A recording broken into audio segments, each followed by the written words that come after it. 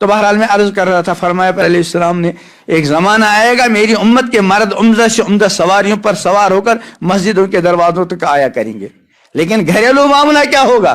اس کو سوچیں اور اپنے گھروں کا محاسبہ کریں، کہیں یہ پیشن گوئی ہمارے گھروں میں پھر تو نہیں آ رہی۔ فرمایا نساؤہم کاسیات عاریات، ان کے گھر کی خواتین لباس پہن کر ننگی۔ پہلے زمانے میں اس کا سمجھنا ذرا دشوار تھا کہ لباس پہن کر تو ننگی کیسی، ننگی ہے تو لباس کا مطلب کیا ہوتا ہے، لیکن آج کل اس کا سمجھنا مشکل نہیں، گھروں میں مطلب سمجھ میں آ جاتا ہے، وہ ننگا پن، تین طریقے کا ننگا پن۔ ایک تو یہ کہ ہماری بیٹیاں، ہماری گھر کی خواتین لباس ہی ادھورا پہنتی ہیں، بال کھلے ہیں، چہرہ جو خوبصورتی کے لیے مرکزی مقام ہے وہ کھلا ہوا ہے، جو چاہتا ہے ہماری اس بیٹی کو دیکھ کر آنکھ کی بدکاری میں مبتلا ہوتا ہے۔ حدیث میں ہے نا العینان تزنیان وزناہما النظر، آنکھیں زنا کرتی ہیں اور آنکھوں کا زنا کیا ہے، دیکھنا۔ جو بھی اس بیٹی کو دیکھتا ہے، اس کے چہرے کو دیکھتا ہے، تو گویا کہ وہ اس کے ساتھ آنکھ کی بدکاری میں کیا ہوتا ہے، مبتلا ہوتا ہے۔ وہ کتنا بے غیرت باپ ہے، کتنا بے غیرت شوہر ہے کہ جو چاہتا ہے اس کی بیوی کو دیکھ کر آنکھ کے زنا میں مبتلا ہوتا ہے،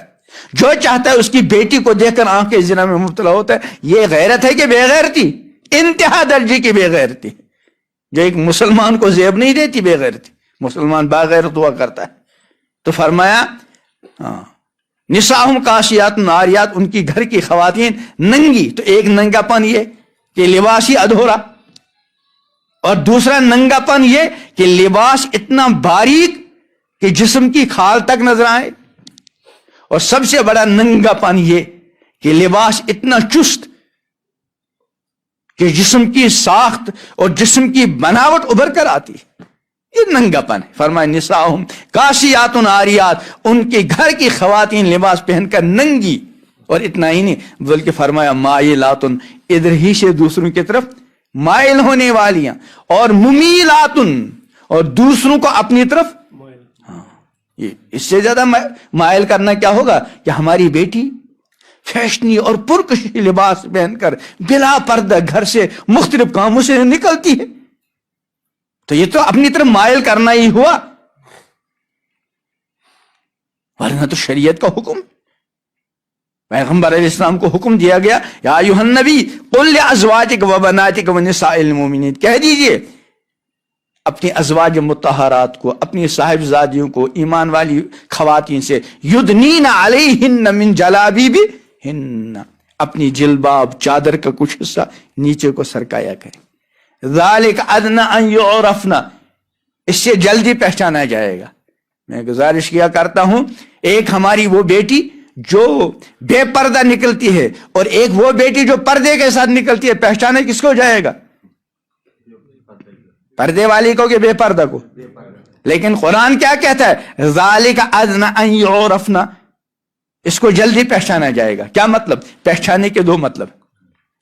ایک یہ کہ ہماری وہ بیٹی جو بے پردہ ہو کر نکلتی ہے، یہ پہچانا جائے گی اس کی عمر کیا ہوگی، صورت کیسی ہے، قد کیسا ہے،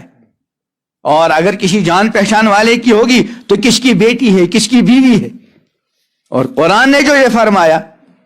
کہ پردے والی جلدی پہچانی جائے گی، یعنی اس کے بارے میں یہ پہچانا جائے گا یہ کسی بے غیرت باپ کی بیٹی، بلکہ کسی باغیرت باپ کی باغیرت بیٹی، باحیا باپ کی باحیا بیٹی۔ ذالک ادنی ان یعرفن فلا یؤذین، اس کو ایذا نہیں دی جائے گی، اس سے چھیڑخانی نہیں کی جائے گی، اس کا انتظار نہیں کیا جائے گا، اس کا موبائل نمبر حاصل کرنے کی کوشش نہیں کی جائے گی، کیونکہ اس کا لباس ہی بتا رہا ہے یہ کسی شریف خاندان کی لخت جگر ہے۔ تو میں عرض کر رہا تھا کہ اس وقت جو ماحول بنا ہوا ہے وہاں شادی شدہ کے لیے سنبھلنا مشکل، اس لیے اس وقت گھر کے بڑوں پر دو ذمہ داریاں بڑی اہم، ایک اپنے بچوں اور بچیوں کا نکاح کیا کریں وقت پر، اور دوسرا کم از کم اپنے گھروں پر تو کنٹرول کر لیں، میں آپ کو کہہ سکتا ہوں، تیز لہجے میں کہہ سکتا ہوں، اس سے زیادہ کیا کہوں گا. لیکن جہاں تک مجھے اپنے گھر کا معاملہ ہے اور آپ سب حضرات کے اپنے گھر کا معاملہ ہے، اپنے اپنے گھر پر ہر انسان کنٹرول کر سکتا ہے.